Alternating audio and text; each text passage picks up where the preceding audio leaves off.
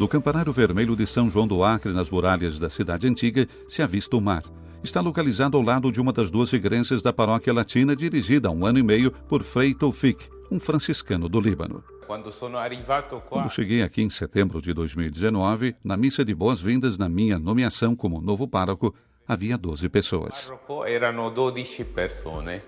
Não é ruim, refletiu Frei Taoufik, afinal são 10% dos 120 fiéis católicos que vivem aqui.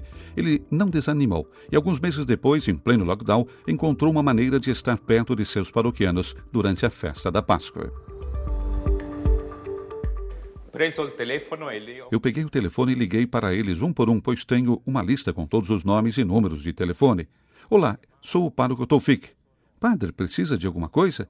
Eles responderam preocupados. Não, eu disse a eles. Estou ligando só para desejar Feliz Páscoa e para saber como você está. Aco, esse é o nome árabe da cidade que foi o último reduto do Reino dos Cruzados. É uma cidade querida aos franciscanos porque São Francisco de Assis desembarcou aqui em 1217.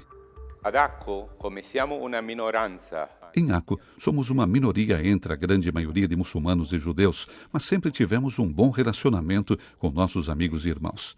Desde fevereiro estamos em isolamento, e isso muito me entristece. Esses são os últimos dias do terceiro lockdown em Israel. Frei Taoufik mostra a riqueza dessas ruelas que repentinamente se abrem para uma igreja grego-ortodoxa ou melquita até a capela construída em um prédio franciscano em reforma e temporariamente utilizada por católicos maronitas. E mais uma vez, depois de alguns passos, a beleza do mar e a vista sobre os telhados multicoloridos dessa cidade particular do norte da Terra Santa, rica em fé e confissões cristãs. O respeito mútuo começa nas escolas franciscanas de Acre. Temos um projeto com uma escola judaica que dura o ano todo. Os cristãos de Aco são 1.300, 1.400, entre 20 mil árabes. Os filhos cristãos da escola são 133 dos 508 alunos. As pessoas aqui nos respeitam muito, mas infelizmente ainda às vezes surgem problemas com os fundamentalistas, sejam eles muçulmanos ou judeus. Também aqui o mundo escolar foi o mais afetado pelas restrições para conter a propagação do coronavírus, deixando as salas de aula vazias por meses.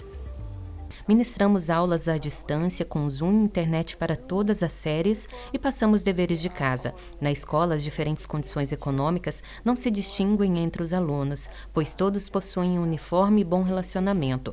Trabalhamos no estilo das escolas franciscanas da Terra Santa. Ensinamos a se comportar bem e a se respeitar enquanto seres humanos. Behave very good as a human.